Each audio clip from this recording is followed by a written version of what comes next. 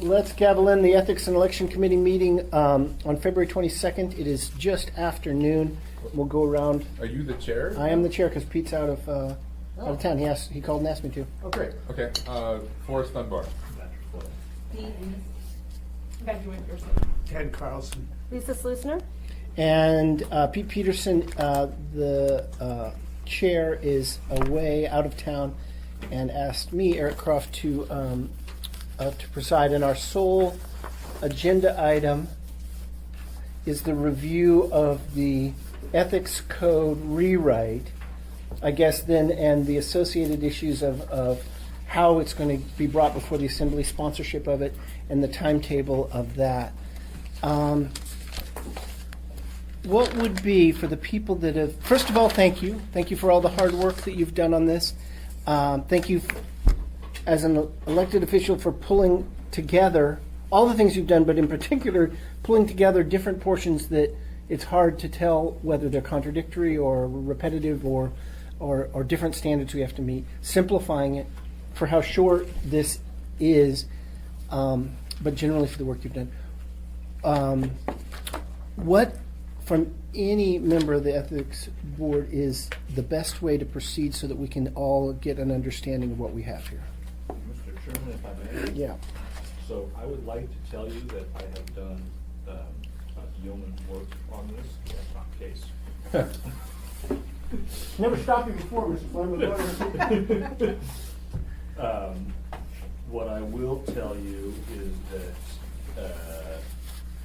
about a year and a half ago, I kind of got designated as the liaison to the Ethics Commission, and specifically to D, to try and come up with a new mechanism. The old, well, the current ethics code is perhaps a little more complicated than we expected it to be, and Ted did yeoman's work on. Ted actually did do yeoman's work on that one, so he's far superior to me in his performance on that. And we started with the premise that the state code seems simpler and might be a model for us. I do think to tell you that as we delved more deeply into that, it wasn't necessarily the best model, and so we just simply went to the simplification mode, and that is what you see in front of you today. Dee has done a tremendous amount of work. She's worked with the Ethics Commission. She has consulted with Ms. Tucker, Assembly Counsel, who was also involved in the rewrite that Mr. Carlson oversaw during his tenure as an Assembly member. And I think what you have before you is pretty solid. I did express a couple of questions to Dee, which we'll go over today. With that, I don't have anything else to preface the discussion other than inviting comments from others. Do D or either be the member of the board? Julia was, I'm the attorney for that board. Julia was involved every step of the way, but we thought that was helpful. She could explain why some of the paragraphs that seemed to be very torturous and cumbersome almost always had to do with some event that had happened, and they were trying to cover in case that happened in the future. And of course, times have changed. This particular board is a very experienced board, 6, 7, 8 years of experience on this board, have a long history of the last 8 years of issues that came up. I've heard from the Assembly that, hey, it's too difficult trying to figure out where we can go to functions. The political section was just a terrible mess. No one could understand it. So there were a few sections that are really a total rewrite, but much of it is just simplification. And then the board went over every bit of it, all 15 pages, and spent, I don't know, probably 10 or 12 meetings, 2 to 3 hours, and then an 8-hour meeting rewriting this. It was 100% by the whole board with Julia. So we have total buy-in from her. So anyway, goal will be simpler. In terms of moving forward, I know Pat's heard the whole thing. I don't know if you've had a chance.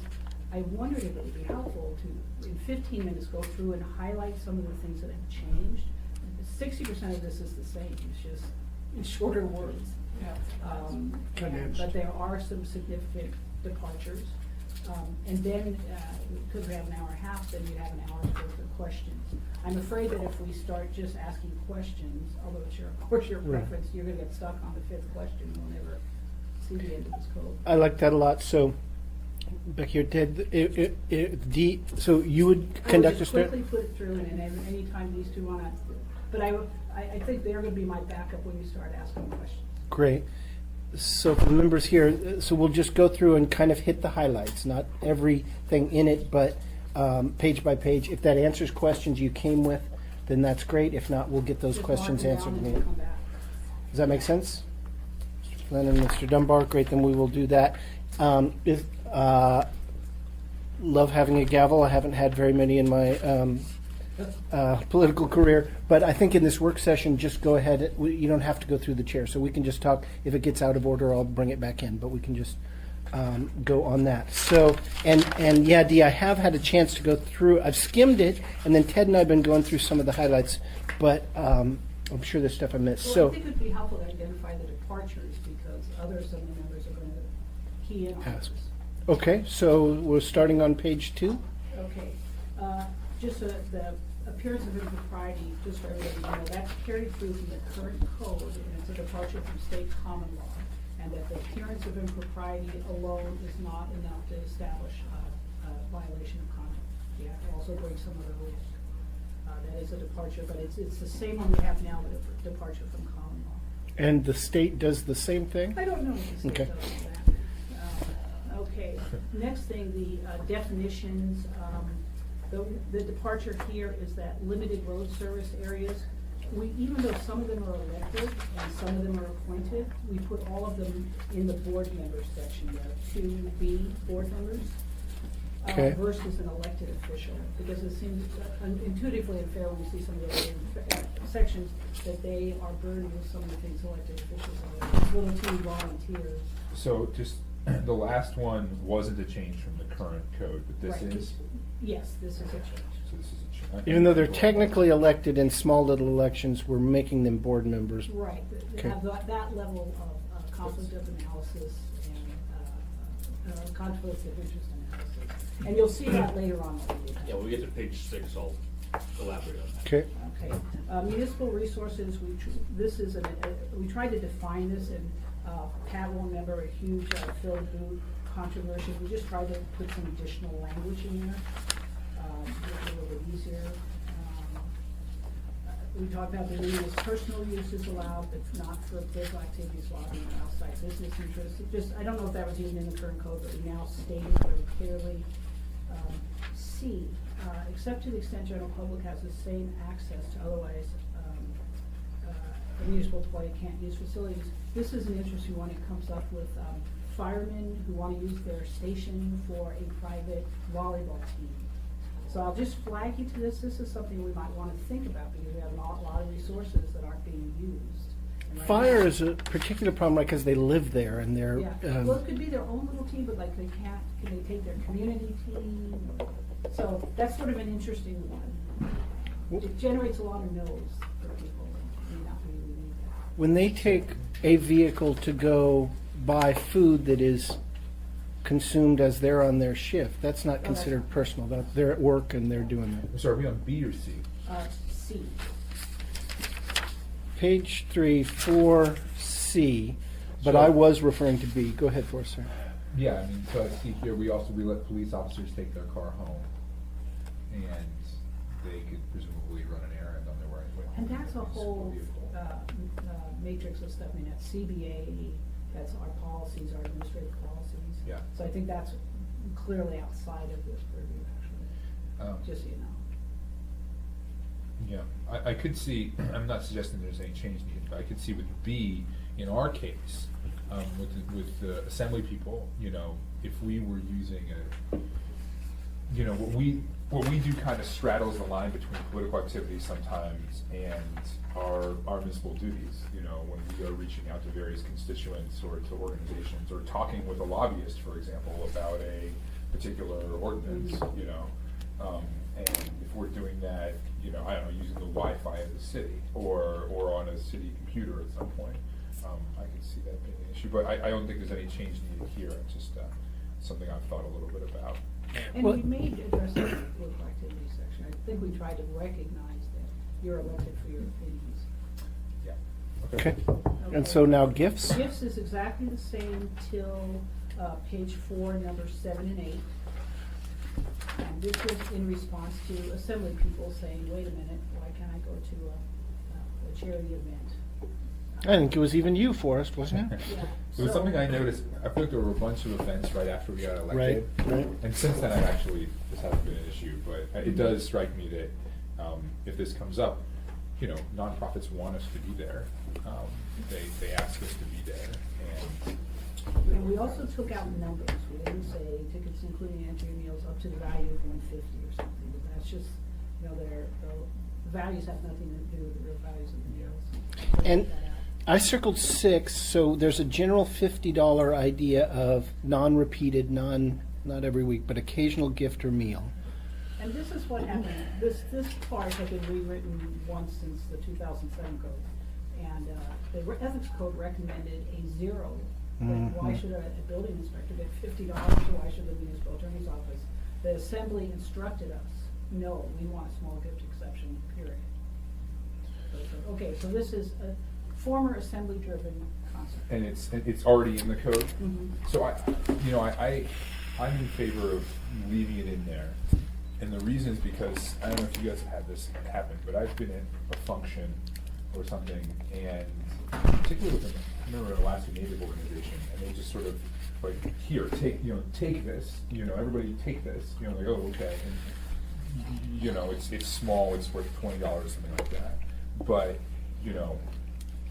it's kind of like we do with diplomats. There's an exception in federal law, so you don't offend people by being like, no, I can't take this. You know what I mean? So I don't know. I think it's practical. That's Your different. board- That's different than an inspector, and someone's inspecting a restaurant, and they're like, here, have this free lunch. And there is a general rule, it's still, to avoid undue influence of people under the influence, public safety may not acceptable, blah, blah, blah. However, unless other factors of influence are present, these are your safe harbors. So Oh. it's still in there. Yeah, so all of these could potentially still be. It's not a problematic completely if it was safe a harbor. Tender to a police officer who had just pulled you over, there's a So- situational. But you guys were of the opinion there should be a 0. That was the previous. That was a previous, Yeah. Terry. What is your current opinion? I mean, I think it's practical to leave the $50 exception, and I can see instances in which, like, Forrest's point, and instances in which a low-cost meal might be appropriate for a public servant to receive, and that it may create administrative hassle to have require a no for every single one of those, or reviewed by the ethics Yeah, I was officer. gonna say, I'm the municipal ethics officer, and I get 10 to 15 of these per week, these type of things. Can please send someone to this, and it's a free meal, it's a free pancake breakfast, and I just rely on this. Can Olive Garden give all the firemen free lunches at Thanksgiving? Yes, they can, it's just too much review. So a couple things on this. Actually, first, line 6. This is the sort of thing, Eric, you've done it, I presume, where at Christmas time you give a coffee card to your kid's teacher, right? Do we really want to regulate that if it's, say, where you can't give them a $10 coffee card for $20 gift certificate to Bear Teeth or whatever? That's what we do in our family. We do it with campfire staff and so on and so forth. It's campfire is the teacher card. And so I think that, the $50, at some point, the legislation will have to be revisited, but as a general rule, I think it's appropriate. For 7 through 9, this delves into something that has long sort of irritated me, and I've generally ignored it because I didn't have to abide by it, because as a person who's been in corporate life and married to an attorney who goes to these sorts of functions all the time, I could easily get around it by just saying, well, I'm not there because I'm a Assembly member, I'm there as a, you know, corporate guy or as arm candy. Low sugar arm candy, Splenda. but it's not fair, that I can go to those things and Forrest can't. Because he doesn't have that entree into it. And it's not that, you know, going to a dinner or an auction or whatever makes a fundamental difference in how we view the world. But it is an opportunity for us to talk to people who do have interests in front of the municipality or not, but in an informal setting that I think is helpful when things do get to the policy point, and you at least have that relationship where you can have that conversation. So I really appreciate Dee and Becky, your work to try and come up with what I think are very reasonable standards. My understanding was from talking with Julia that this is kind of what they originally intended, right? And then it got interpreted or misinterpreted, however you're looking at it, By by a a decision prior board, yeah. decision, because they had said like, oh, well, I guess it was the prior exceptions were an exhaustive list, and I think I was. Well, no, it was mayor's charity ball. Right. By paying money, you got to sit with the assembly people, and isn't that an ability to influence those people? So it was my time, Yeah. but there was some sense to it, but this just says, wait a minute, come on, we want Let's be people to reasonable. be part of we want you to be part of the business culture, we want you to have contacts. Right. So that explains 7 and 8 to me, and to some extent 9A. Okay. 9B and C, is that, I mean, That's the mayor traveling with a couple, That's going to Oklahoma City to find out about housing. And there was complaining. And this administration is in partnership with all sorts of think tanks, and they're always doing this kind of stuff. Yeah. And really, should that be regulated by us? And this whole jurisdictional thing. If we were to take the opposite view, I think we would be one of the only elected bodies in the country to do so. It just seems like this is extremely common for mayor's offices and legislative. I mean, you probably did this when you were in the state house. well, I was looking at, that's why I separated A from B and C. You go to a conference that is a state legislators conference, they're not particularly productive, I've found, but it does seem like that's, and I stopped doing them after a while, but I understand A, yeah, but I guess B and C seem to be very broad, and D, you're saying, in effect, they were intended that way. If the mayor wants to go and look at housing, it doesn't have to be, And the group is gonna pay for it.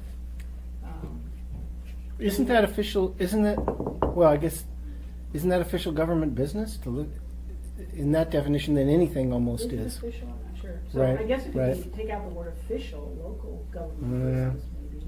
But that doesn't get us much anywhere. You're just calling everything they do then official business. Yeah, it's like the Nixonian thing. It's not illegal when the president does Mhm, it. brother, yeah. Well, Okay, I good. mean- 9ABC. Let's just finish that point, all right? If you're going to Mexico to test tequila, it is technically educational, and you could probably get away with it, but you'd have a real hard time explaining it. There'd be a Natworth It's story still about subject it. to challenge again. Let me ask you too, though, Pat and I talked about, there is a provision in the current code, and I don't have that piece of paper. Becky, can you look, let's see, yes, where what we tried to do is say, let's see. I think I said this at the beginning, but I love the way you guys did general rules and then the specifics. It gives guidance and it helps us understand where we're going. It also allows you to do what you did in these examples of saying, unless something is inconsistent with the general rule of law. Somewhere in here, what I'm looking for is in the employee gift section, which I think is IJK. And it was, what we tried to do is say, employee travel related to vendor, contracts and vendors and this and that is outside the jurisdiction of the ethics board. It's being regulated by administrative policy.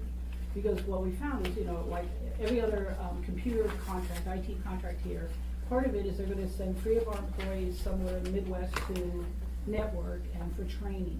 And that just can't possibly be something the ethics code is looking for. So we had a catch-all phrase, and I noticed we took it out inadvertently, and it's part of the current code, and I'd like to put it back in. Okay, so I've why, already had a half dozen questions.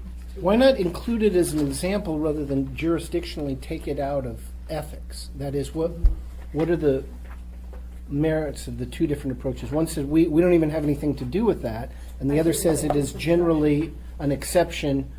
Because I like, the more I'm playing with it and thinking about it, I like what Becky explained to me, right?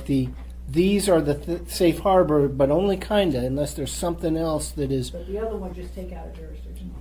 I agree. I think you two went to the same law school. Very. Rebecca, she's been our structuralist in our code writing. We know. I couldn't get into their law school. So, but I appreciate it. I probably just skipped lost. So, but why the one jurisdictional and the other just a semi-safe harbor? What was the thinking there? I think,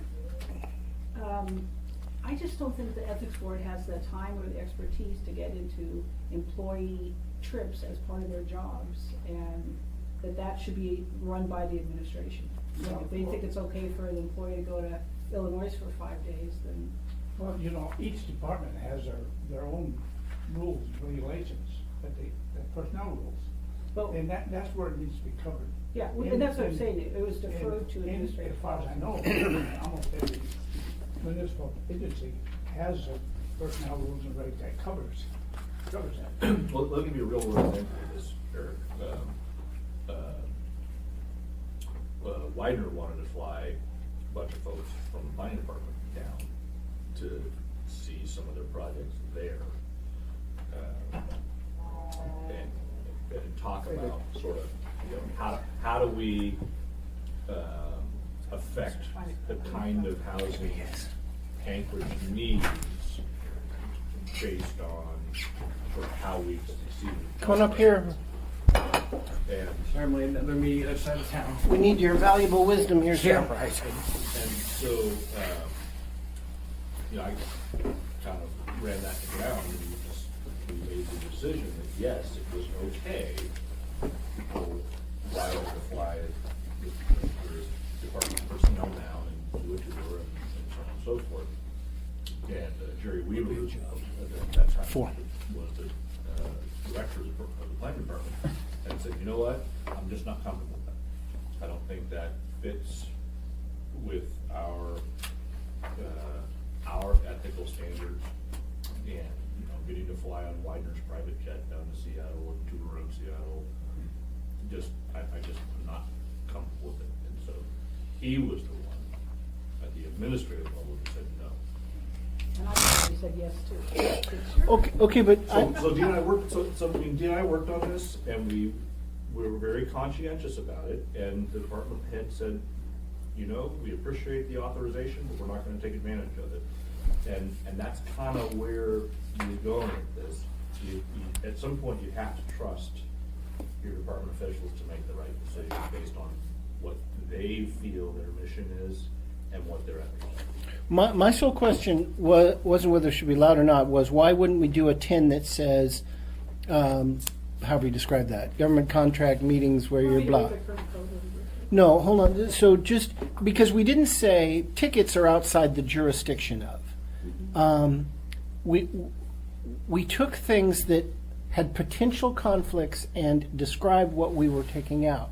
And I guess, why would it be outside the jurisdiction? This has, if done horribly wrong, the Bahamas bikini trip for information or whatever, would be an ethics violation. So why are we saying things are beyond our scope when what we really mean is they're not appropriately punishable? Well, Okay, so I was concerned with the ethics board's ability to review these. that it just functionally couldn't, shouldn't. I apologize. Oh, and that's also been, we, as the assembly, running the stuff, and we're like, oh, we need an ethics board opinion, and they need monthly, and Yeah. things are happening faster than that. And so what I think Dee was trying to get to from a procedural standpoint is how do we keep the process of governance moving forward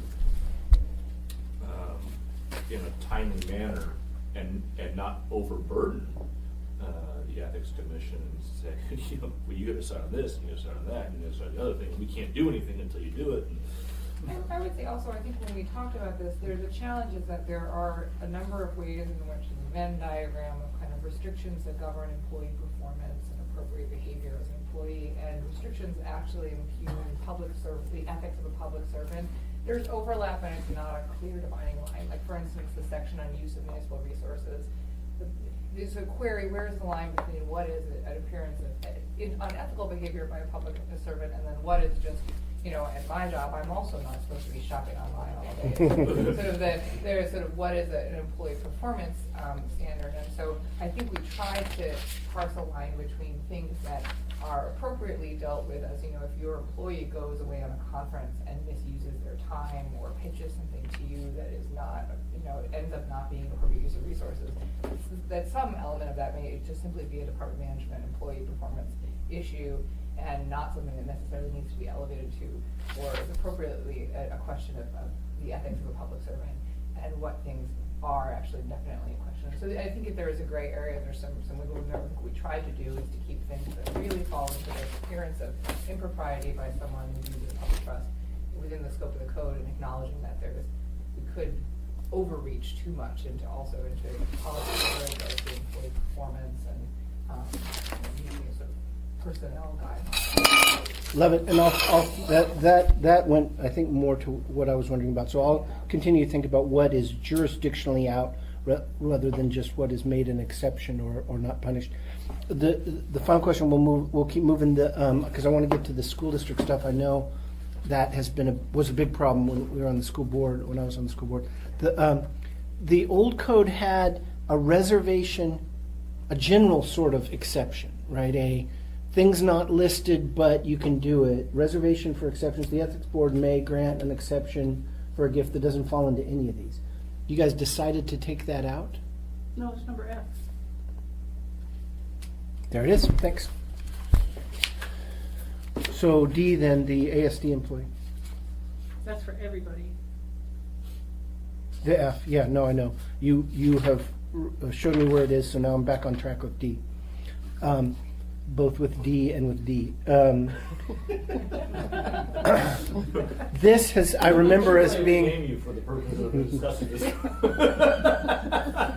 This is a huge issue for the school district because people want to give their kids' teachers a gift, yeah. And so you have solved it how? They can give up to, I think, these specific exceptions. I guess that they fall under that, all the safe harbors, anything under $50. But if they want to give bigger stuff, then they can do it through the PTA, Parent Former, Booster Club, blah, blah, blah. So they can get around it. And these, by the way, these 4 things were really from Tammy. She said, I'd like these 4 things put in here, and boom, boom, boom. She said, boy, that was shocking. There they are. So this And, isn't change? No, this is all the same. The school district stuff is the same. Okay. But it was originally put in by Tamagotchi? Well, we worked for a year with the school Yeah, board on this, and, I mean, just went around and around, and then it became clear, this is really, she voiced what the concern was Yeah. articulately. This was the concern, what about this, or, you know, like tickets for trips where ASC employees are chaperones. Chaperones. So, this is what they asked for, they got it word for word. And so now I bring in $100 worth of pencils and try and give it to the teacher. The best way to do that is give it to the PTA. Or a principal, or It says supplies. Yeah, but it says supplies through the PTA. That's why I'm asking that. Oh, yeah. yeah. The way the ethics board was really, Terry, the chair. You got to read former precisely chair, there. Had all Teach these you that in law studies school. that showed that, that this kind of stuff really does affect the teacher behavior toward the students. And he was adamant it should be 0. And I have 4 kids in school, and I was adamant, no, it shouldn't be. I give $49 to each one of them all the Right, time. Don't do it all the time, do it occasionally. Occasionally, yeah. Only when you need the C to a B. You know? So, Every quarter. so anyway, so it was a backdrop of that, all these studies. I mean, he was just adamant about it. He's a professor of philosophy at UAA. So anyway, any big stuff has to go through other channels. Up to $50 is fine. So, Mr. Chairman, Yeah, go ahead. in the interest of time, can we start to move through a little bit quicker just on sort of what the major changes are? Right. So we're on page 4 and we're. We'll get there, but it's a good point. Can't, G, traveling while campaigning on fundraising, I would just tell you the word Amy Dombowski by that. This was an ordinance that she put in and we didn't change it.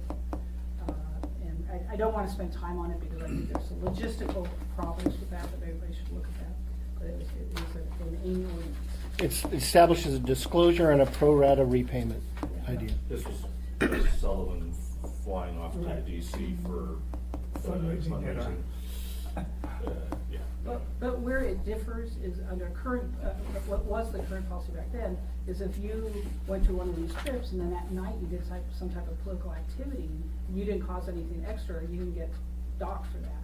But now it's the whole trip, it costs you $4,000 to get over there, and even though you work just at night, now you have to give back in that, how many hours that is out of the 4 days.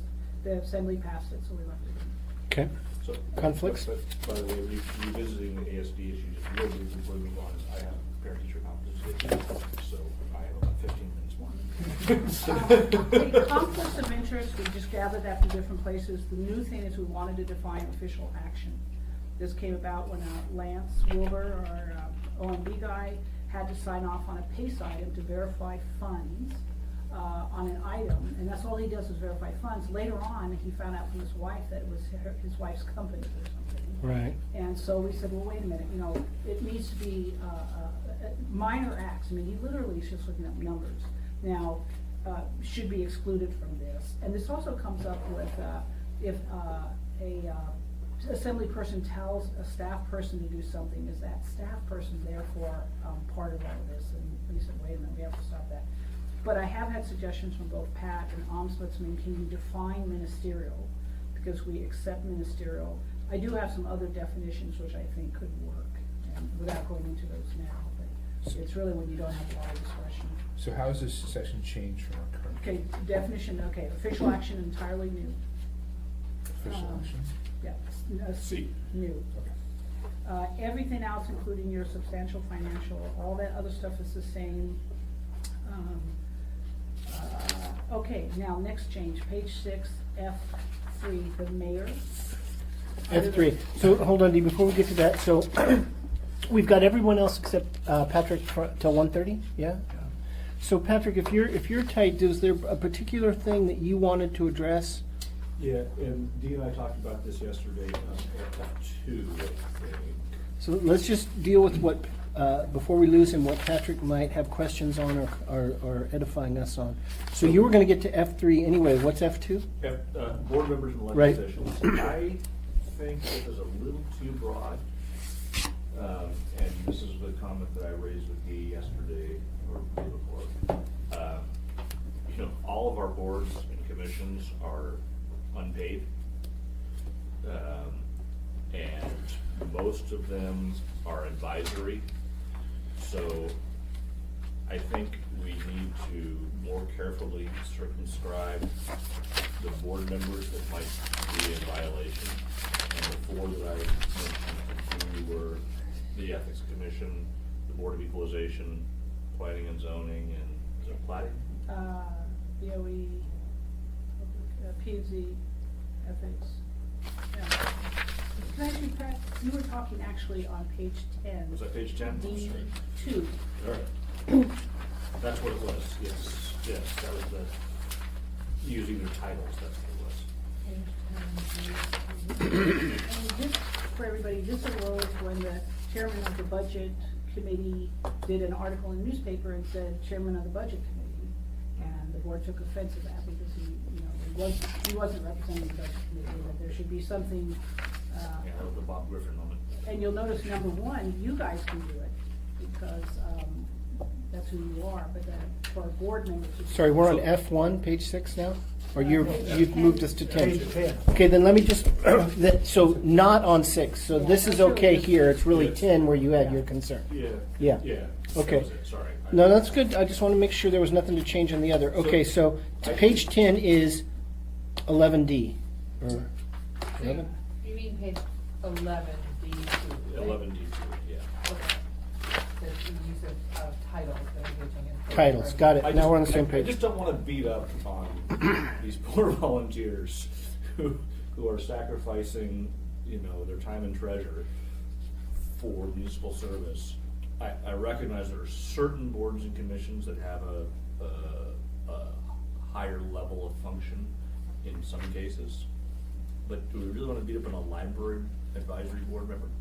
Well, should they be saying library advisory board member or Bob Griffin? Wait, but this, yeah, I guess I don't understand, Pat. I actually understood your critique when you were talking about F2 and doing all of this kind of, disclosure. That's a pain in the butt when you're on the library board.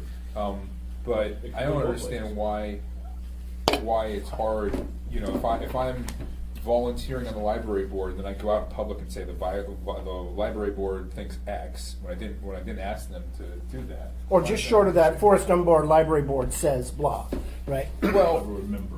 but I mean that seems to be covered by this exception here, so long as you're not stating or implying you're acting on behalf of the assembly or the municipality, right? Oh, I guess that's just that's one. So 2. Yeah. I just wanted to be thoughtful about the fact that we are asking these people to serve without recompense. And do we really want to subject them to some sort of ethics violation because they fail to make a full and appropriate disclosure about their speaking on their own behalf and not the entire board or commission on which they serve if it's not one of the more critical functions that we asked? Well, could we revise it? So if you look at the previous one, D1, it says shall not state or imply that they are acting on behalf of the assembly or municipality.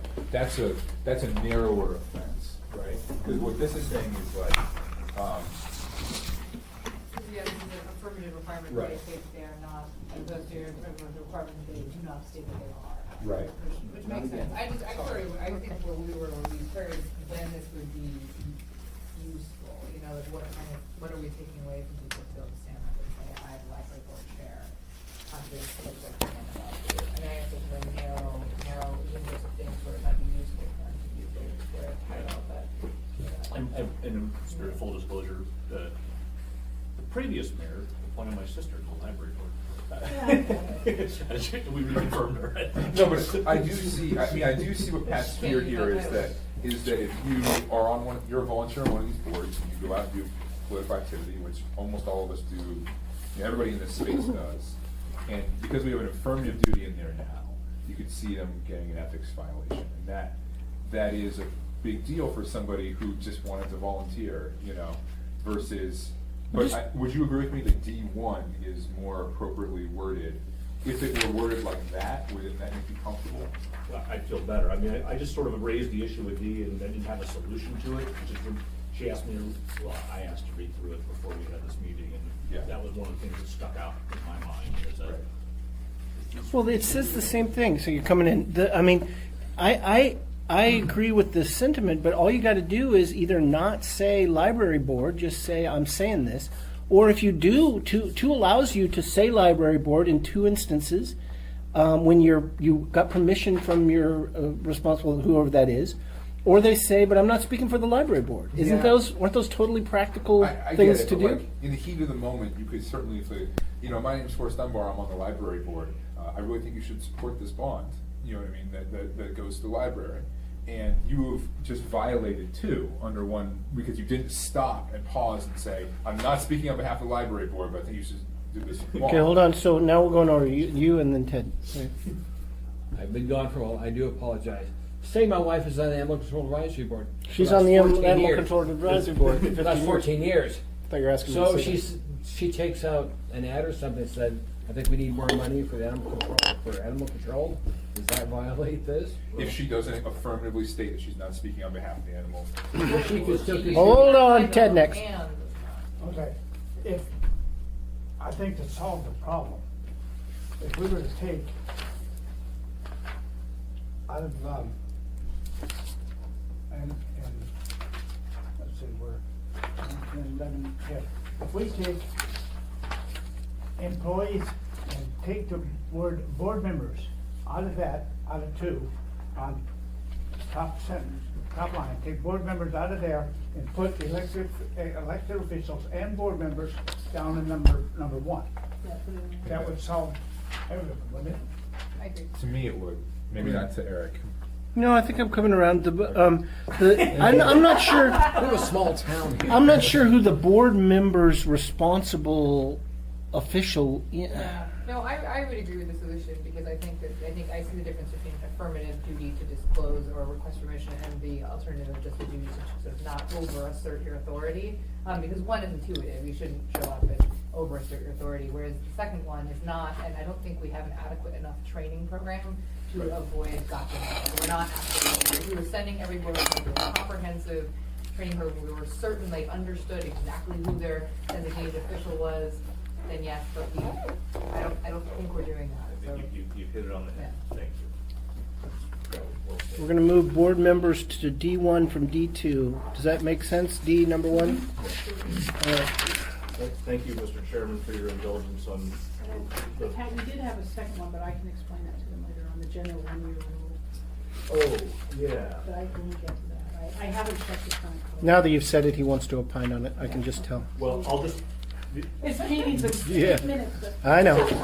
You can feel it though. So and that's what they. it's next page, restriction on financial leave. Okay, so, Oh, no, and, it's the page. What page? I think it's 11. yeah, it's 11, section 13. A. I've already told Forrest this, I am considering, as I leave municipal service, going into a consultancy, and my assumption has always been that I have to wait 1 year. It wasn't clear to me as I read this that that would still apply, in that, to the extent I wanted to influence assembly behavior, this would restrict me from doing so. Well- I wouldn't mind if it didn't, but I just want to make sure that if we're going to move this forward, while I'm a member of the body, I'm not self-dealing here. Well, so wait a minute. So it says only on matters that you participated personally and substantially on. Is it a real 1-year bar, or is it a 1-year bar on things you dealt with? I think it's on the dealt with. I'm trying to find the current. I believe it's, That was isn't it the the intent. same language in the current? But if he deals on the You budget, dealt with. Right, so. is that dealing with it? Yeah, I mean, that's, to me, It's everything. it's a kind of a wide open opportunity for me to jump directly into lobbying the assembly if I choose to. I'm not sure I will, but I don't, if the intent is that you gotta wait a year, I think it's not necessarily appropriate that there is. I'm not sure this captures it. And I'm trying to be very upfront and. Wait, but I guess I'm not understanding. So you're saying that, because we deal with the budget on the assembly, basically everything that comes, is going to be covered. Our administrative unit touches everything, right? But you're saying that the moment you leave, somebody can introduce a new ordinance, and you could, that's what you're talking about, you could slide in there? Okay. So, I just wanna be very fair about this, and I don't wanna, Everything, I don't wanna leverage my position in a way that's inappropriate. And I'm not sure this language captures it, so that's So you think it's too narrow or too broad? a little too, well. depends on whether you want to capture it or not. Depends on what you wanna do, right? Okay, so back to D on the board then. Why not just say you can't lobby the if you're a municipal employee, don't come back and lobby on anything for a year? Why did we say don't lobby or Well, this is represent, awesome. advise? So I would. Hold on, I asked them. I think our concern was being overbroad because you can think of a million examples where a person is an engineer Yeah. or an attorney or a planner or something, and they leave the employ of the municipality and they go to one of our local engineering firms or local, Go to and their work for Dow. expertise is, yeah, I'm an attorney, I work for the, so I worked for the city and I left, and my expertise was municipal law. Suddenly I am hobbled completely from doing anything in my career because my expertise, if I have to come, any engineer has to come to the muni to advocate for a building permit or for planning and zoning review, suddenly, even though it wasn't under consideration by the muni, by you when you were at the muni, you're completely paralyzed in your ability to function in your career. So the concern was, I think, trying to make Like it narrow enough to avoid that. Excellently said, succinctly too. So why not just say that, because public servant is the overarching everybody definition, right? So we say public servants can't come back and do anything they were on, and assembly and mayor can't come back at all and can't lobby the municipality for a year. After they're out. Yeah, For a year. and you just say, boom, for us, for the elected, I'm not sure where the school board is in that, but public servants, it's what you said, it's don't come back on something you were working on. Can I like that idea, but I would want to suggest one thing to narrow that idea a little Right. bit. And this is, on this too, I see a problem. So, Erica McConnell is becoming the head of AMCO. Yeah. And she's going to come back to us with, I think, at times, and brief us on things on this policy area, and I don't want to limit her ability to Yeah, but she's serve as a representing a- state. But Well, is this only for private? The way I read it is Private any is compensation from another government unit also Yeah, counts. but there's a waiver in B, and so she would be well advised, I'm glad you pointed that out, Okay, to get a waiver. so, I guess my, okay, great. And by That- the way, that might- A, didn't B, know and if you knew C, we were gonna lose her. all are in the current code. When I wrote the initial, tried to change this a little bit, I, by the way, did have I'm not talking about the budget, because I found that was really problematic, the business, when you participated on it. So, to get back to what I was saying about so I think the waiver probably would handle this. But, for example, if a member of the assembly were to be elected to the state senate, or if they were to be hired by the governor, for example, I want them to be able to come back and advocate on a policy to us. So if we Back were on to- that, you really weren't thinking so much government, I mean, that's a good point, right? You were thinking private. Sure. The bigger concern is representing for private. I mean, if there's an instance in which another government entity is somehow trying to get something from the Mhm. municipality, then I suppose it could fit. But the real concern was that person would be able to exercise undue influence when serving as an advocate for a party other than the municipality. Yeah. And avoiding that circumstance where they come back and they have insider knowledge of a project and can thus fast track whoever the other party is. Mr. Cheney. It's like when Dan Coffey was on the summit with me. Would have been proper for him to come back 6 months later and want to talk on an alcohol issue as an alcohol attorney, because he'd have undue influence on the assembly. On 'Cause you? He was our colleague. Me, I'm just okay. saying that. So I looked, in your definitions, elected official is mayor, assembly, school board, but then it's also the general service areas. I don't think we mean, do we just mean if we establish a bright line 1-year rule, we really just mean the larger elected official, mayor, assembly, school board? Or is there a reason to put general service area in that prohibition? I think that Anyone, but. I think it should just be the elected officials, quite frankly. Well, but technically, service areas are elected, they're just elected in these weirder. We can't even get people running for service. areas. I had to flip a coin one time to say we won the I think election. your reason is generally on spot, Eric. And like I said, I only raised it because I didn't want to be Yeah. inappropriate here. Ted or Becky or whoever was that. So we should. My only point would be consider carefully whether the bar on those officials is simply on lobbying or on, I mean, what this goes to is their underlying profession is what was clearly like if the assembly and decides to enter private practice and represent tort claimants against the city, is that swept into the rule or only a PLX to be a lobbyist on behalf of an interest before the assembly? Okay, I'm gonna try and write this in the way we've discussed it. We don't have to, we got 10 tells, so we want to keep moving, but appreciate your time and expertise. Thank you for your hard work on it. I'll try and get what we've discussed. And since we do have a lobbying ordinance, and we have code, Yeah. we could just say, you can't lobby under AMC, whatever the hell it is, for 1 year after leaving this municipal service, and you can do that for everybody. Or you can just do it for elected officials, but it's still such a discrete, specific thing that you can make it work. Okay, okay. Well, and Eric, I think also what the common, Good to see you. part of what was really underlying this one-year rule historically was not so much an ethics consideration, as we didn't want private corporations coming in and stealing our key employees. Mhm. So we made it, you can't just go from here to there and get money for, so it really had nothing to do with ethics. Stealing your key employees or weakening your team and increasing their team, you know, sort of like pull it right out. And Okay. therefore, you'll notice number C there, municipality option of contract, so we can decide on, if we really need you, Erica, we can contract. Mm. You know, okay. Okay, so that's, I'll take a stab at, The person who's opposing the person who's just coached the municipal employee accident is placed in a position of questioning ethics. Right?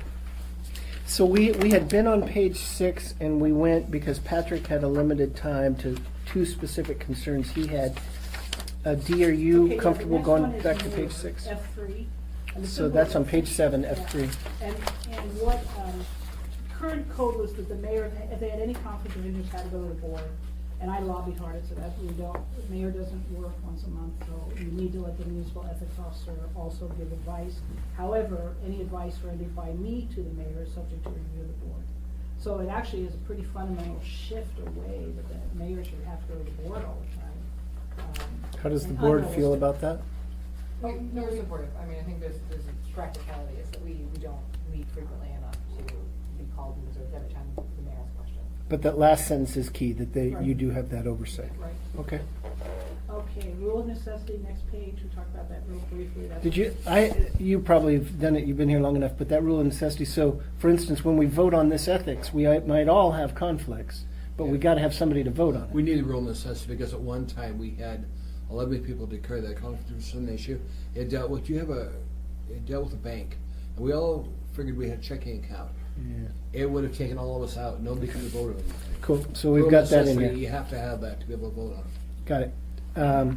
Go ahead, Dee, sir. I was gonna say 5 is new, Certification? Wait, is 4 new? yes. Oh, 4 is new, okay. We never had It's it? new. No, 5 is common practice, but we just said, Julie said, why don't we? It's put always that been in writing? common practice. Okay, hold on, go in order. So 4, Four is rule of practice. necessity was implied by a decision and now you put it in the code? No, rule of necessity was not there.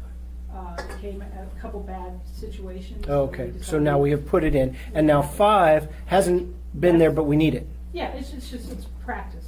We allowed this to happen. I think this was, Paul Holman certifying the election. That he when won ran. re-election in. We've always done this. I mean, it's nice to see it written in here, but we've always had to certify the election. We've to vote to certify No, I it. know. Is that how it's done in other elected bodies? It seems unusual. Anyway, whatever, it is what it is. Okay. So we just put it in, so. Okay, 7. the next thing is fairly, it put a lot of other things together, but what we tried to get at is this whole thing of 2 masters. So dual representation we're concerned with, and we're also concerned with the swag that an elected official may have when they show up at one of our board meetings. So this says, hey, those are the 2 things we care about. And if you find yourself in a dual representation, probably not good. And then the swag thing was number 2. By reason of their position, elected officials may appear to have ability to exercise undue influence, and therefore they shouldn't be going to some of these things on behalf of that private interest. You don't say paid, it's just on behalf. Yeah. So my constituent is before, or is constituent in B. So my constituent is before a thing, I'm not getting paid for it. I am or am not supposed to come and say, I brought Joe here who has a very legitimate I think complaint. you're not, because then you're backing it, and eventually you may be the decision maker over that. Well, I'm sorry, I have a sort of, maybe I'm confused. Do you define dual representation at some point? We don't. What do you mean on by dual behalf. representation exactly? Well, I think it's just sort of in a broad legal sense, dual representation, and I don't mean attorney. Yeah, so you mean, so 1 is when I get paid, and just don't do that. Yeah, so don't take a check for a period. Got that. So the other, everyone's fine on that, right, Forrest? Yeah. That's one, but then 2 gets harder, and I think that's where we're focusing, but you can tell me, on Oh, I what see. happens Oh, when I see. I'm Okay. trying to help, but I'm not getting paid, and how much are we worried about the 2 things? One is, as you articulated, the potential for undue influence, and the other is the right of the assembly to push things for their constituents. Yeah, And you'll notice We with had- D is you're asking about things, constituent service. I recommend to assembly members, you don't ever go to like P and Z to push something in front of P and Z because you're an assembly member. And you could undue influence them. So I've always urged assembly members, you don't go to the other boards and commissions, that their results may come to us. So that, we're now taking that advice and putting it into law. And that's what we're talking about. It may have been good advice, whether we want to put it in law or not is the question. Becky, I couldn't see. Did you have something, or you're just? No. You have that? Okay. And by the way, Okay. here on behalf is defined, means a company you represent, testify, or company those representing or testifying. Maybe that's too broad. Before the school board or the assembly, or on behalf of any person or entity in an adjudicative manner, so there you go, before an appointed public body of the municipality unless, and then we got some unlesses. So, obviously, I can't come before the assembly and say Joe has a great idea. I can't come before the school board, and I can't come before any adjudicatory, so making a Like decision P&Z on a is claim. adjudicatory. So, okay, so it's always on behalf of a private interest. I think is interesting. So, for example, if you were to go to one of our lower boards and make an advocate on behalf of some general policy change that we think they should support, that wouldn't run afoul of this. Is that correct? If they were considering it in their legislative capacity, not in their adjudicatory capacity. Right, But right. if you went and argued, we hate this cell tower project, in our district, Sure. and that's been looking for an actual adjudicatory approval from community. Yeah, so Then, yeah. concrete example that helped me. So I took I'm thinking of this animal control law before what you mentioned, your wife on the animal advisory board or whatever that is. So that's I have this bill, what do y'all think? That's not representing. But Joe here got dinged for his dog bite. I don't think that makes sense. You ought to let him off, is what we're talking Yes. Yes. about. Right. Yeah, go ahead. Yeah. For example, we go to community council meetings all the time. Every now and then, the community council decides they want to take something to the assembly on the appeal or Yeah. decision. We usually, as a matter of fact, walk out of that community council meeting. We don't listen to it, because if it's gonna come to us later, we can't hear it until it gets to us at the assembly level. So we've been asked before, why do you guys walk out? We're gonna take a vote on this, because we have to. It contaminates us if in fact we take part in their decision and come to the assembly. Okay, so That's right, though. I mean, What- that might be what you're doing, but I don't think that's what's required here. We can't listen to a community council take a vote on something. Not if their vote is to appeal it to the assembly. We can't. okay, We okay. have to stay out of that. Hold on. Let's stay with Sorry. what we're prohibiting here, because that's. There may be something else. This is the adjudicatory, and that's where it does become key, right? It's not setting policy anymore, it's applying policy to specific individuals. It's judging their claim. Do you have any problem with and it's limited to adjudicatory issues? Right, so we're talking liquor licenses. Yeah. We're talking marijuana. license. We're not talking rezones, by the way, because those are considered legislative. I just had a conversation about that today.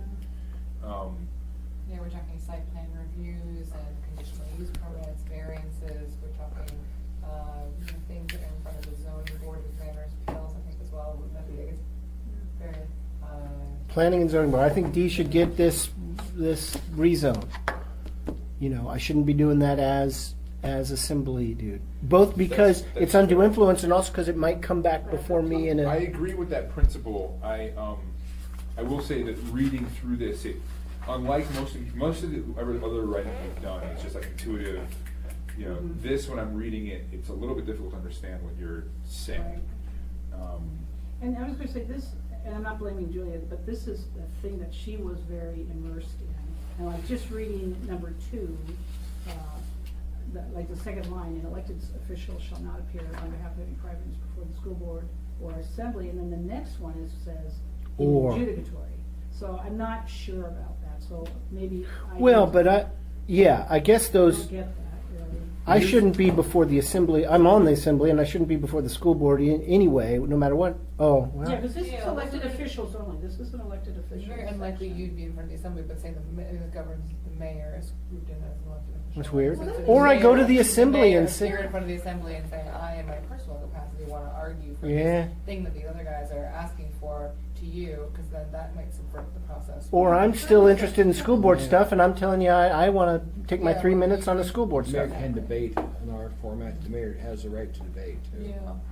He can't come, like the mayor can debate. They don't always do it. Like Berkowitz has stayed away from doing that, but others have debated. Well, this was the Harriet Drummond signed a petition about the name Mhm. change of her street or something, and then it came to the assembly. What should I do? Here you are for this. Stupid name change. I think the real instance is exactly what Kenny was talking about, is the assemblyman who comes to planning and zoning and says, You gotta my like- This doesn't- constituents are mad about this proposal, I don't think you should do it. And it appears to exercise undue influence over the planning commission. But- In their, in the judiciary capacity. But this doesn't say that, I mean, so one says you can't be paid to go before the administrative agency or the. Yeah, one we're or clean P&Z. with, right? But two only talks about the school board of the assembly, right? So you could, No, Or any adjudicatory. participant in an adjudicatory matter before. oh, an appointed public body, okay. Okay, and that might be where we break that out into two sections, because they're totally different comments. Okay, and by the way, an elected official, does that mean like a state senator or a state house person? No, just our elected officials. Just Well, ours. right. but We're the way- defined up front Yeah, as elected defined officials, as- specifically Okay. defined, As mayor, ours. school board, assembly, and Oh, right, and general not, service. and not the, no, we've taken them out. No, general, not limited. So if you look on Oh, yeah, okay. Well, I think there's only one general, and it's good. elected official, assembly members, mayor, school board members, and board members of general service areas. Okay, cool. Where are we, Dee? Okay, let's go. Charitable nonprofit board, this was right in Page- there, 7, well, I don't know, I'm on a different page. Oh, sorry. Which page? Oh, it's, your page 8. Okay. And all we did here was, this was what he encoded, that we allowed, mayor's family to go ahead and be on nonprofit stuff, and elected officials, your family members. All we did was add members of the immediate family. It said elected officials could do it, and the mayor, but that now your immediate family can also serve on nonprofit organizations and get funding from municipalities. I don't know where this came from, but it was already there, but then, all the time the wife would come in and say, well, can I do it? And we didn't have a code section that said yes. And but still disclosure, so Yep. the elected official has to say, my wife serves on blah. Mhm. Okay? And it's because it's an entity that gets funding from the city, but, again, nonprofits are expensive. Okay, next, all the next, let's see, this is all the same. Okay. This is all the same. Okay, the big change, political activity, which is page 10. Almost all of this is, your 5 words that are the same. I'm sorry, say again. Political activity, Page 10, 11 is the 11. heading. Page 10, 11. So, every bit of this is different, and the definitions, we just took simple definitions, they're consistent with APOC for the most part, and for the Hatch Act federal, we say, hey, you're on your own for applying for APOC, or complying, that's, you have an independent duty. The code currently was written that you can do this, and if you comply with state law, which made us look at, and if you comply with state law, and we're not APOC people, so I said, no, APOC is an independent requirement. That was just sloppy before, or who knows? But anyway, we said APOC is APOC, do it. Yeah, and then this use of municipal resources, let's see, this, again, this whole section is new, so.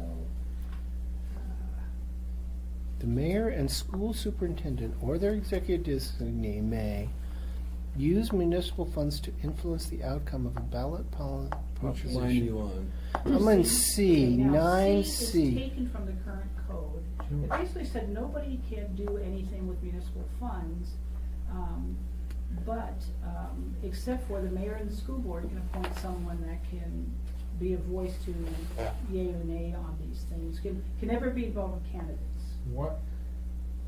Can I ask here, Mr. Chairman? Yeah, go first and then you do, okay. So C2, Mhm. I get why, I guess the superintendent and the mayor are, paid employees, full-time employees or a designee. But C2 doesn't seem like it actually belongs under C to me. Because you're not really using, if you're going on the TV and speaking on an issue, you're not really using municipal resources, except your time, I guess you could see as that. But it doesn't, No, I see what you're saying. And we can do that, right? I can go on TV and say, vote yes on the school bonds. I, Aircraft, say, vote yes on the school bonds. The mayor has this more limited, and the mayor and the money, yeah, and well, we that's shouldn't. C1, Another, yeah, C1 makes sense to me, but C2 is not, I think 2 should be its own. Everybody has that power, right? Yeah, and it's, you're not really using municipal resources. In fact, I almost think like C2 is kind of a, not tautology exactly, but it's a truism. The mayor can get up and go on TV and say that kind of thing. The only thing I guess you could say here is that their executive designee, if they were a paid employee on municipal time, we want to make sure. Mayor they can't are be clear. here. He sent me school bonds. Yes, is okay. Right, and you could do that on Channel 2. Right. But, And paid for Channel 2. so, That's the question, right? It makes So- sense if it was, Well- the caveat was appear, as part of their paid municipal duties, that does seem to be the issue with you. right. Yeah, I think that's right, but, in this case, the mayor and the superintendent are kind of different entities. Superintendent is an appointed employee, the mayor is an elected official, and, I don't think I think the First Amendment would override any attempt to get him from stopping to speak in front of the Okay, Forrest, KU let me let Dick in, and then we'll go on that. Yeah, good. As I look at this, let's say we have, I don't know, AL 37 coming in front of us. Could the mayor in fact use city dollars to urge the people to vote no on that? I think so. What? I think he can I now. will take it so far out of here you wouldn't believe it. Okay, calm down. I dealt with Sullivan on this Yeah, thing. I know. You've told me. So, I'm sorry. so You shouldn't be able let's to use tax dollars. If we can't, he shouldn't be able to. let's slow down. So what? C1 is not currently. I know you said all No, this is new, actually, but I will take, and I take Yeah. that back. This actually is in the current code, although I think it's all in one big paragraph. that the mayor gets to use municipal funds to influence the outcome of a ballot proposition, including referendums, initiatives, and bonds. Yeah, let me show you. This is in current code, but again, it was so badly written in a big paragraph that I just broke it. Just stay calm over there. We know. Stay we know. calm. Yeah, all right. So- You don't look calm. Calm you are, dude. I've fought this for years, Calm you Eric. are. Okay, so there's two challenges at least. What do we mean, and then did we say it right in here? Go ahead, Jim. I think Mitch has a good complaint. What we need to stop, or what we need to fix in this paragraph is if the assembly puts a ballot proposition, it goes out there on the ballot, no matter what it is. Now, why can the mayor advocate against it Using tax dollars. using tax dollars? And when he's advocating against it, something that the assembly put forth. So- What page are you on in current code? Okay, What's current that? code, it says page, well, it says page 15, but it's part of the 025. And it's, 025. So if that's the case, the assembly ought to be authorized to put money forth. The thing is, let's say an issue comes in front of the assembly, the mayor can veto it. If we override the mayor on that issue, then the mayor could then use tax dollars according to this to fight it in the court of public opinion. Right. Which is wrong. If we can't, Exactly. he shouldn't be able to. I agree with you. Well, see, I guess, I think you both should be able to. I think the mayor has to be able to inform people what they think about a bond, just like you do. Okay, but let's separate those two things, right? Between standing out front and saying and using municipal resources and funds. To And go they're- on the radio, or to do posters, or. Well, so, and part of the difference is the mayor's on full-time, and I don't know what my time is. If I go to Channel 2 and say, this is a great school bond, I don't really know whether I'm on my time or yours, right? Go ahead, Dan. Mr. Chairman, one quick comment? Yeah.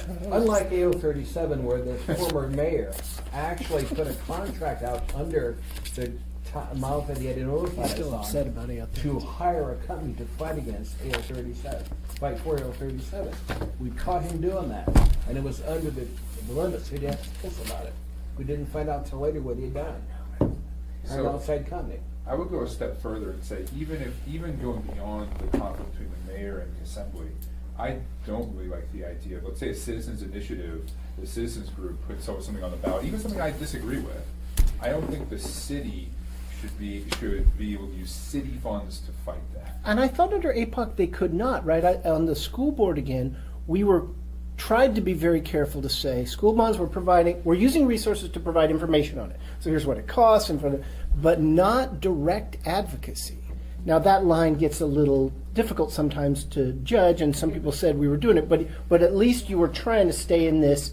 Here's what it costs. Here's what we're funding. That's simple when it gets there, theoretically simple. Right. But now APOC is opening up that if it's part of your usual and customary duty, you can have an opinion, you can use state resources. The state case came out. You can use state, your emails, your this and that. But you Pass have the to do school expenditures. bonds. But Hey. can But I? don't you have to be able to You're do that, you welcome. guys? So You're for elected to have bonds, opinions. well, okay, no. So there are at least three things at issue here. I think to me, it seems clear that the mayor, the superintendent, and the assembly, whomever, can go in front of the community council, can go in front of For the free, TV not for using free, not using any resources. He's on the clock, so I don't know what his clock is, but Right, okay. so we need to make sure that that's captured. I think we should differentiate between bonds and other initiatives. I think that, and we do this in other parts of our code where we treat, or the charter, we treat sales taxes different than other taxes. I think bonds are something different than an LGBT rights ordinance. for Okay, well, let's see if we can get a general. Go ahead, Ted. Excuse me. Yeah, no, go ahead.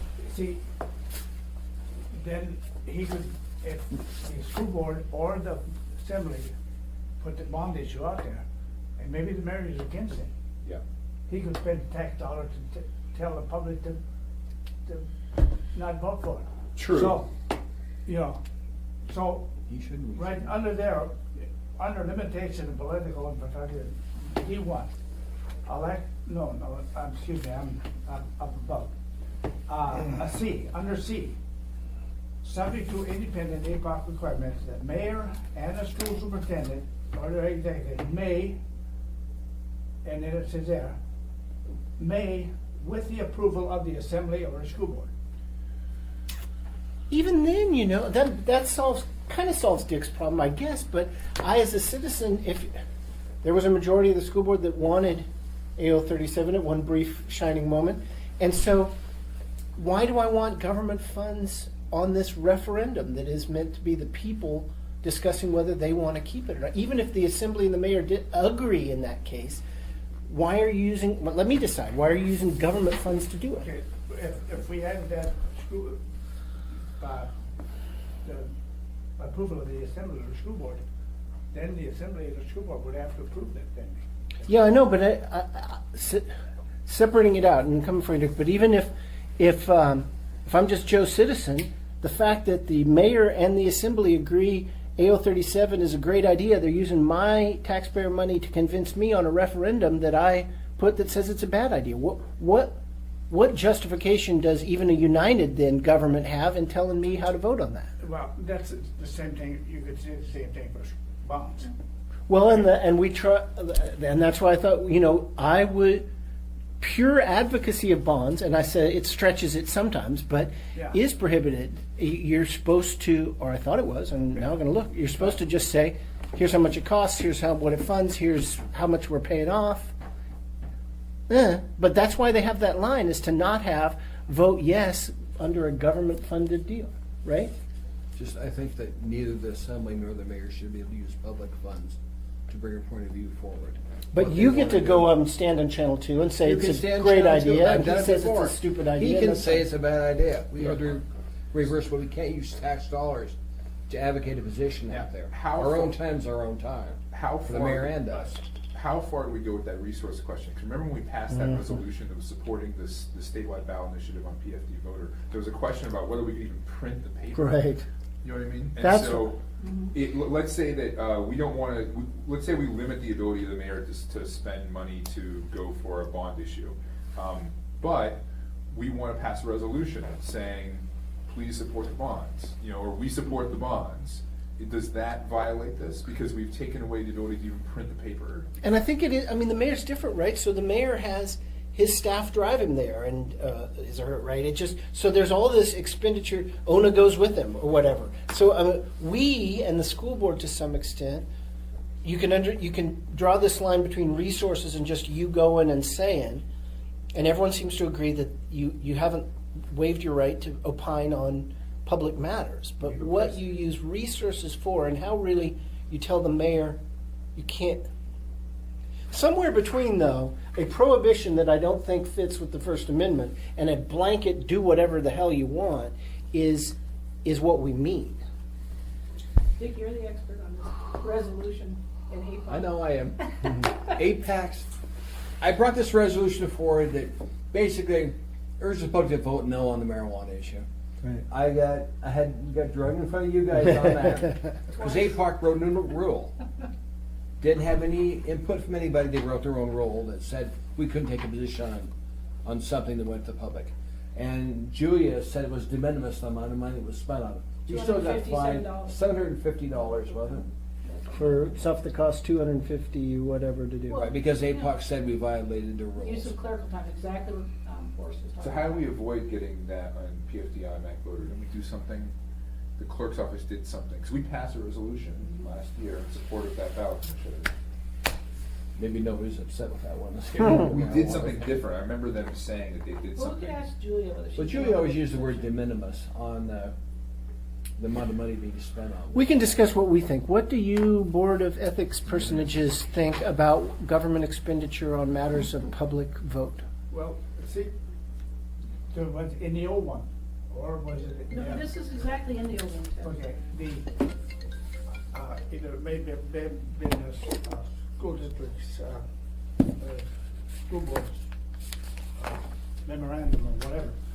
But under their policy, they stated you could use funds if it was in the budget. If the money was set aside in the budget for advocating for school bonds.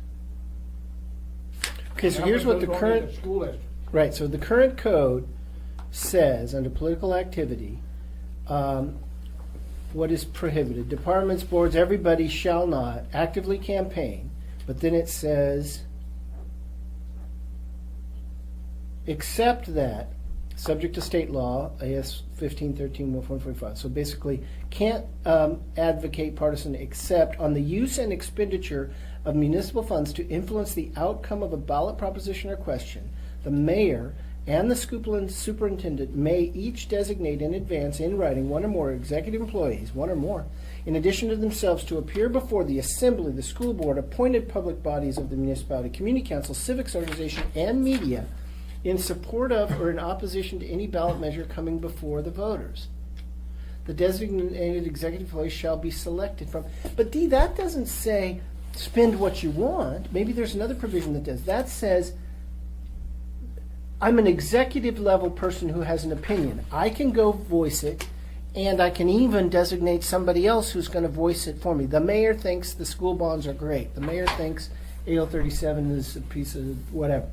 Right, but it doesn't. Is there some other provision that says? I think it says, except that, subject to APOC, on the use and expenditure of municipal funds to influence the outcome of a ballot. No, but then Expenditure. that whole phrase can just modify AS Well, again, 1513-145. it's so badly written that who knows?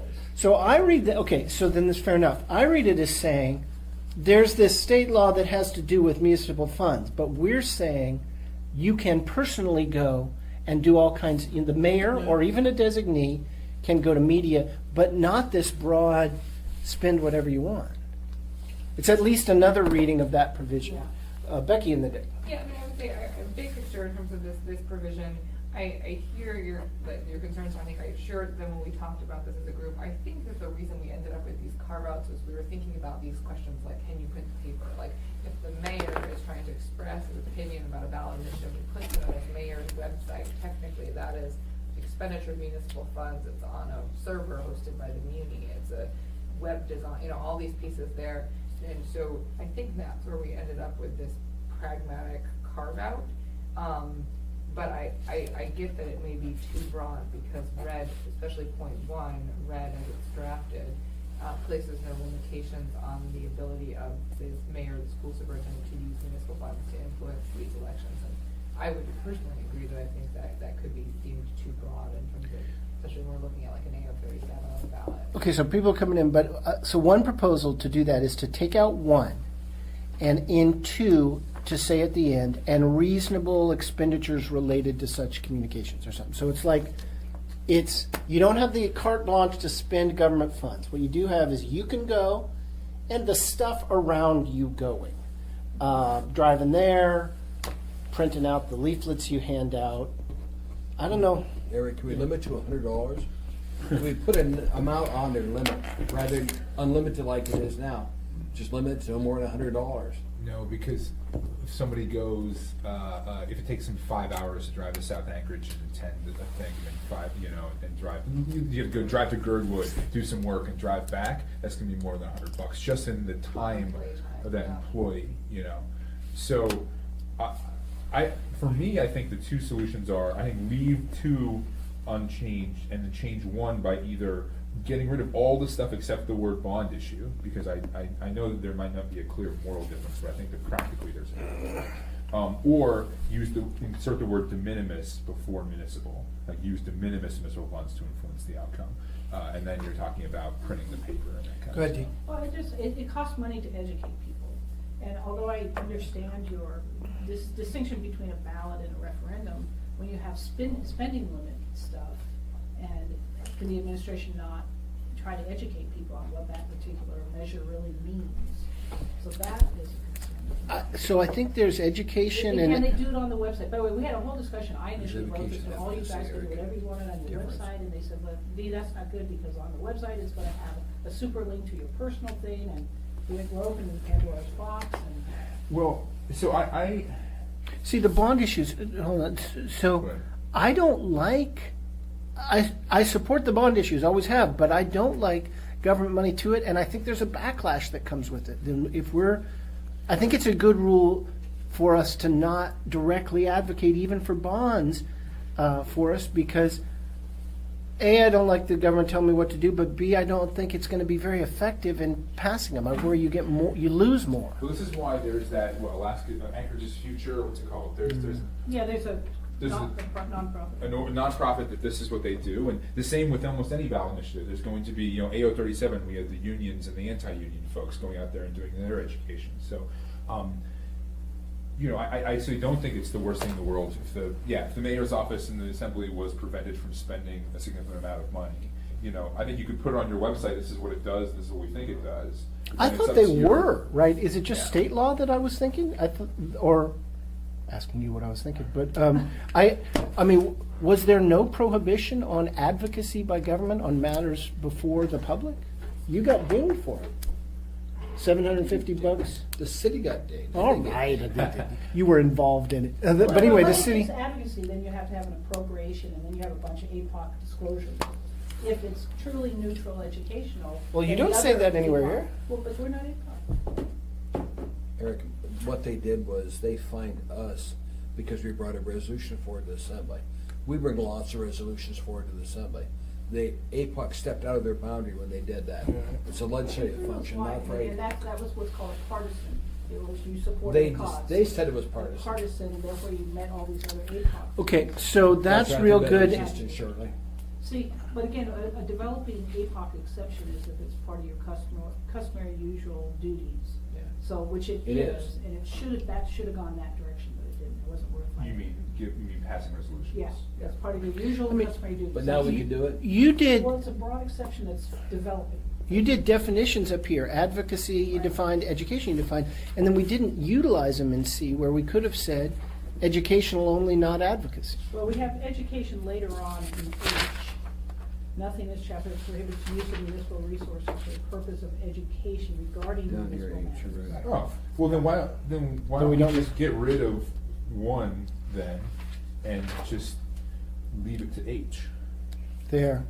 Yeah, that's cleaner. I was gonna say you Sounds you prohibit advocacy, but if you already allowed education, then you've already prohibited advocacy. Okay. Well, no, but we're not prohibiting advocacy, just expensive advocacy, right? So I mean, that's, We're not getting rid of all of C, we're getting rid of one. One. And we're allowed, because two, which I think is kind of, how do I say it? You know, I guess we're being clear that this is the case, but it seems like a truism to me. But, you know, you can go out there and talk to community council, of course you can. We can and too. so that implies your Which time we is do. okay, and Yeah. probably your associated staff time is okay, Yeah, okay. I think. But I mean, this isn't really, this whole, two isn't about the assembly at all, I think, just not forget that really two is about the mayor and the school superintendent. I think the issue Yeah. there is that those are full-time paid positions. Right. Where arguably, if they're there during the middle of the day, it's time that they're being paid by the taxpayers to do that. I think that's what the clear carve out here, is that it allows that role to be taken by either. So should we say up here, assembly, school board, and the mayor or through their designee? Because if you leave it out, it's not clear that we Yeah, can do that exactly. too. I think you should put it in. Where is that? Subject to APOC requirements, the assembly, the school board, and the mayor and school superintendent or their designee may. Yeah, and though, We get to. Becky, even though that's outside the reasoning, your particular reason, I also like that because I wanna say to APOC, this is what our boards, this is what our assembly does, our mayor does, this is their customary duties. See, it says right here that they get to do. And then am I adding or a phrase or whatever at the end that says, and reasonable expenditures related to such communications, or so that makes clear that it's not a broad authority to buy ads, but it is, I'm taking the car, I'm going there, I'm printing out a flyer. Like, we're not part-time assembly. That happened 25 years ago. The assembly now to do a job is full-time. Tell me about it. And you know what, anybody that's on here understands this is full-time. It's not just what it used to be when acres were tiny. Eventually, we'll go to full-time assembly paid for that. We're not there yet. We're gonna get there. Around 500,000 people. Okay, so we've packed this in. D, tell me one other big thing we ought to know about before we send this on, and then let's talk about, yeah. Did you decide to scratch number one, or what did you Yeah. decide?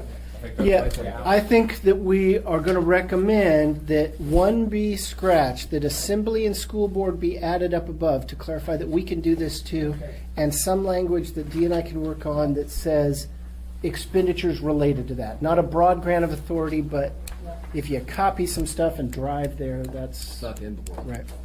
Okay, And then E, you might wanna look at, let's see, shall not engage in political activity, okay, that, including wearing campaign buttons. This administration took a viewpoint, you shouldn't, that shouldn't be part of the workplace, in terms of the public coming to visit you if you have a, pro Pebble Mine or pro-abortion or something, that should not be there. And bumper stickers was just too hard to enforce, exception to this is the bumper stickers on personal vehicles. Well, what is, okay, do you define what political activity is? Okay, John? Yeah. now we're on 11, top E, political activity in the workplace. So, I mean, you could actually say something that says no abortion, because it's Well, not. that's partisan, and, so I guess you're right, I said we just did political activity, we didn't do partisan. Oh, So the next, not- the next one is partisan, F, Okay. shall not engage in partisan activity, and Becky brought up, what she- Addressing municipal matters. Yeah, if it's, But you could wear, I mean, right, so you could wear something that says no war in Iraq. You could have wore a button that says that, Yeah, right? I think Because it's so, not yeah. the election, there's no election on the war in Iraq. Lawyers think like that, yeah. Well, but it's important, No. and we deal with this a lot in the military and we have the same exception that, so long as it's not like patently offensive, there's some word for it, you can have a bumper sticker on your car, things like that. I know one time they did stop somebody in Elmendorf, I forget the type was, somebody, anyway, they made them take it off the car before they could go on to Elmendorf. Yeah, I don't think that's the case anymore, unless it's something that was really offensive. It was really offensive. Okay, we're at 1:30. can I, Yes. one thing here, and then we're gonna fly through the rest. Okay. One thing, one is this whole, just so you're aware of it when you're dealing with the assembly, is this 3, employees may not appear in their uniforms or substantially similar dress when engaging in political parties, that's So, D3. Which one? Oh, yeah. D3. D3. Just so that we have, that's, part of that is in the current code and picks up all the time. Police, mainly? Yeah, firefighters on social media, But we don't have time to discuss that, but that could be a controversial one. Well, yeah, You know. if I use a picture of me standing next to a police officer. That's the reason the union bought their own fire truck. Well, so that's the way they got around it, right? They said, okay, well then we bought, They bought their own fire truck. and they bought their own turnouts that don't have AFD on it, Right. have the union logo or nothing at all. So is that our uniforms anymore? They, in fact, are substantially similar dress. So we had firefighters came here for the AO 37 that wore partial uniforms or old uniforms, and the board said, nonsense, you look like firefighters. We don't agree. I have to run to. Huh. Thank you. Thank you. What, I feel like I've seen pictures from campaign ads of Yeah. guys talking to police officers while they're in their uniforms. Right. And you're saying that what if those employees don't realize that they're going to become part of a political ad in the future? Well, that's what they said, and it's hard to believe at 6 in the morning when they get their pictures taken. Well, so let's forget that. Let's just say, I bought these old turnouts. I am a firefighter. It doesn't say AFD. I want to say I'm Joe Firefighter who thinks Forrest is awesome. You're saying no because those look substantially. They are, in effect, they're old. Even with the AFD logo off, they are in fact old firefighter uniforms. And the danger you're fixing there is that it'll seem to imply. I mean, he is a firefighter. You have to take this as part of the current code, this one line, or it's parsed throughout. I don't personally have a problem with someone in their uniforms supporting or not supporting something. I'm sure that the danger is that's implying that APD was against. Right, AO and we kind of get that before when we're in I'm on the library board. As long as you're very clear that this is not AFD or APD, I wonder why we would say that, yeah. Eric, didn't we have a problem with the chaplains? The chaplains were appearing I think one was gonna run for office Right. with a chaplain's car there, APD chaplain. And And that was a problem. yeah, and now they have different uniforms. But again, I don't see the danger of this that much. I mean, why people don't realize when you see a firefighter on an anti-AO 37 that that's not the city's position. Is this already in the code? This is already in the code. Badly written. This is a Right. simple to one. So this is the only thing I want to draw your attention to. Ted, did the ethics board have a strong opinion on that? Or it just sits there in the code? I don't think we did, but the problem is we have a firefighter case. The public, I mean, we got complaints from the public Tons of them. about using municipal Assets. assets. That's where the complaint came from. Sure. But if they're not municipal assets, so like you said, they bought themselves a fire truck and took AFD off. They bought some old turnouts and took the AFD off. But they do then go around with that fire truck or appear in ads with the firefighter cleaned, if you will, serial numbers off uniform, and say, the union supports Joe, or I as firefighter support Sue. Yeah. Okay, that's a question mark. But then. just I want to put that Yeah. out now. All the rest of it, for the ethics board is we dramatically reduced the ethics complaint. We call it an ethics complaint instead of a potential violation or something. We dramatically Thank you. reduced that. Because really the power of the ethics board is to bring someone before it and then say something privately or publicly. People cry before the ethics board. It's their worst experience in their lives. It's the nicest little group of people. So the power is not 10 pages worth of sanctions and due process. It's simply to pull people in, talk to them. So about 15 pages of things of the awful things that the ethics board could do were taken out, along with substantial all the due process stuff. You get to talk to the ethics board and. But you still retain those powers, right? No, I don't think we did. We just have the power to do private or public admonitions, and we can always do recommendations. We had 2 recommendations in the last 5 years, and the administration and the assembly both times were afraid to do them for good reason. Would you have to? Do you remember that one time the guy complained, I showed up a car accident, and he Oh, yeah. complained because Yeah. I was using undue influence with the police officer writing the report because my presence was there. Forget I didn't say one single word to the police officer. It's just you were there.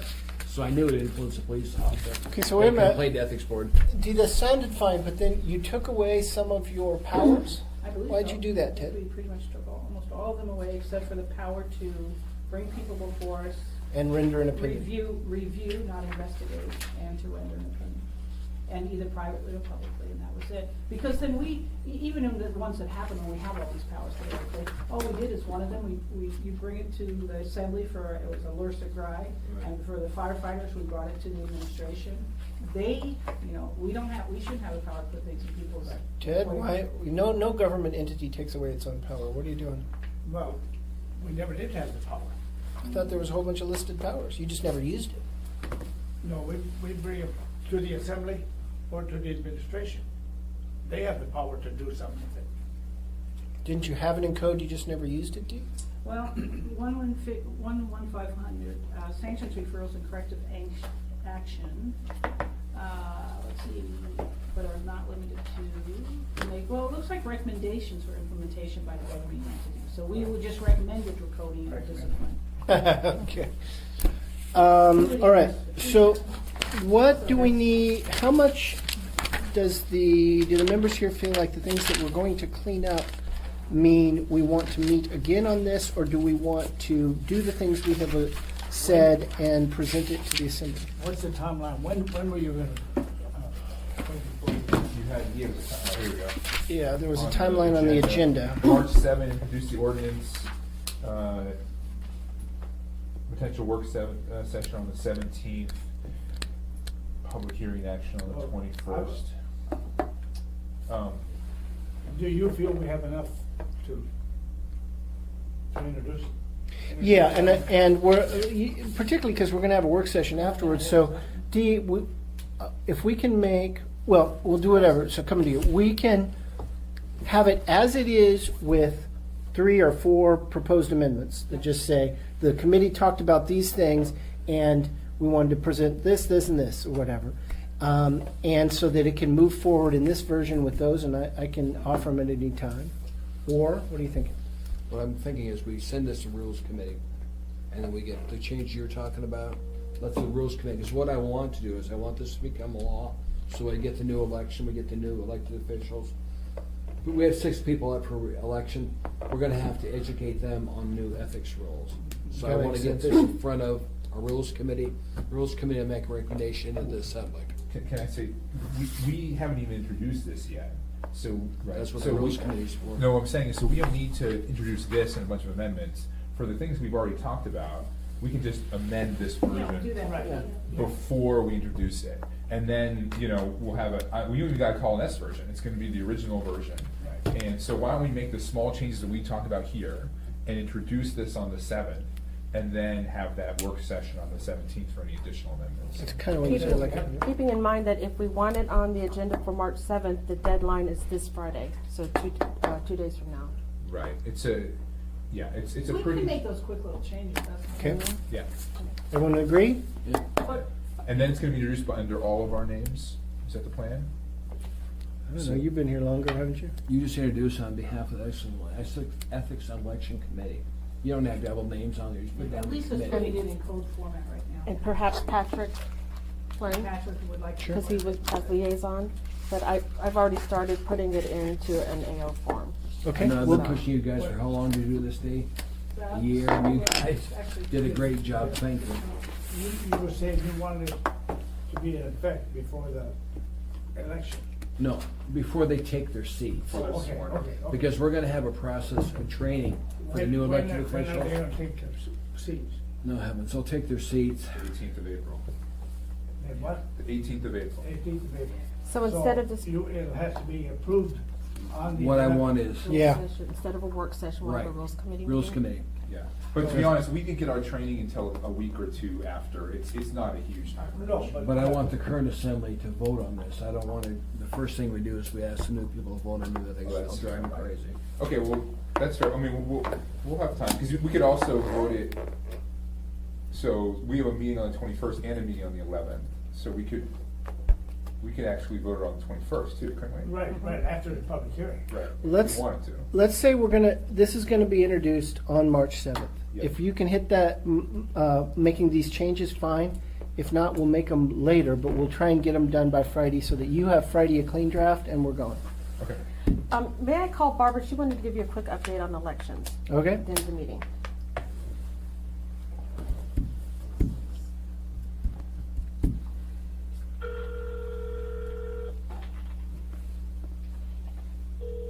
You okay for a second for us? Yeah. We tried to move through it. Yeah, we can do it, okay. Sorry, I was gone. Hi, this is Barbara. Hi, Barbara, this is Lisa, and I'm at the meeting for the committee. What do you got, Barbara? Hi. Hi, Barbara. Hi. So Dick and Pete and Forrest and Eric are there? Everybody but Pete. Pete's out of town, but yeah, Eric, Dick, and Forrest. We're here. That's right. I forgot about that. So I wanted to give you a little update. I know that you've seen the emails that the clerk's office and Lisa was there worked until 10 o'clock in the evening to finish processing the taxi referendum. Yep. And we finished it. There were enough signatures to get it on the ballot. Okay. And the clerk's office, Amanda and I prepared a notice of the election, and we published it on the website on Friday night. It posted, it's on the website, and it posted at midnight. And the code says that the notice of election must be posted 45 days before the election, and there have to be two notices. One notice is in a newspaper of general circulation, and the other notice it doesn't specify. So the publication was on the website 45 days before the election. We've consulted with the municipal attorney about this.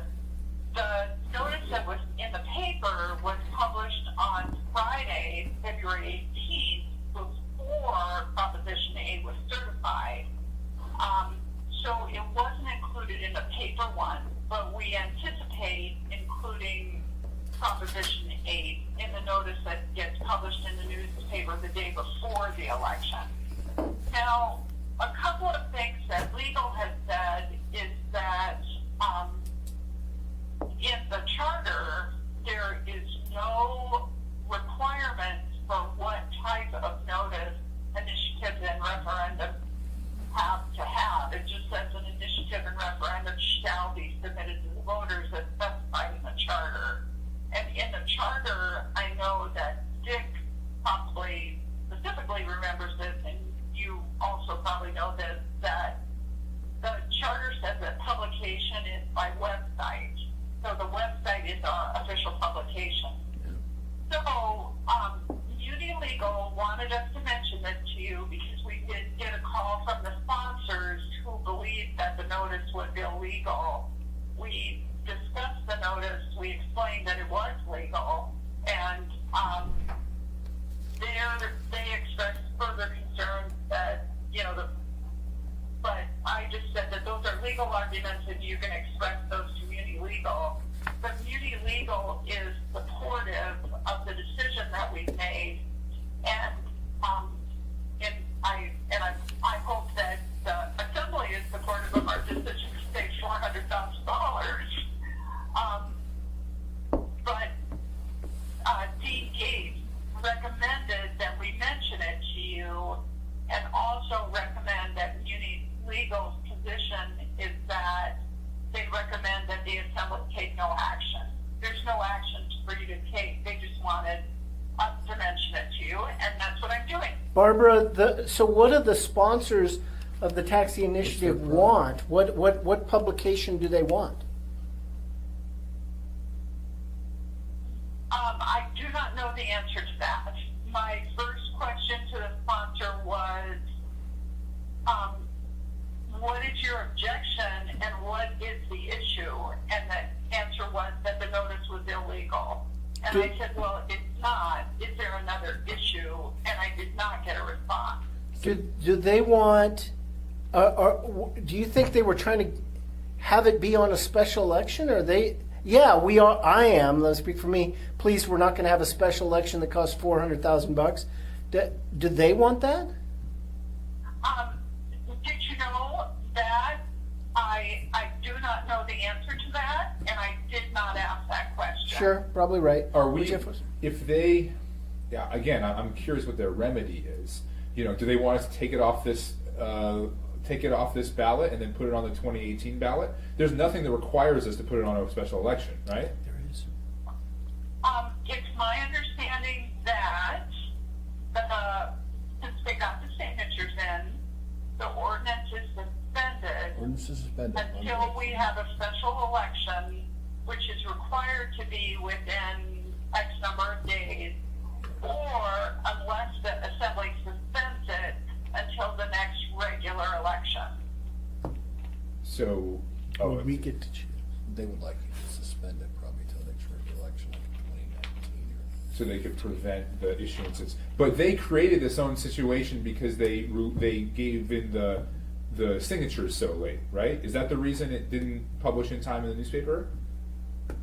Well, okay, so I'm gonna tell you that, it didn't publish in the paper, but I don't think that's fatal, and I wouldn't say that was it. So I just wanna make sure that but yes, that's correct. They had 60 days from the date the assembly passed the ordinance to turn the signatures in, to suspend the ordinance, and trigger the special election. And they used essentially all those 60 days. They turned it in at the last minute. Yes, I believe so. Barbara said that legal is sufficiently happy with this. So we take no action. We take no action from my Good. perspective, Barbara. I appreciate the I'd like update then. $400,000 savings, thank you. Yeah, me too. Okay. So I expect we might hear more about it, but I anticipate that'll be something that Falsey will see what he has to say, but we just thought it was important that we update you about this. Thank you, Barbara. Thank you, Barbara. I have to leave. All right, I'm going to gavel us out. Thank everybody for their attendance.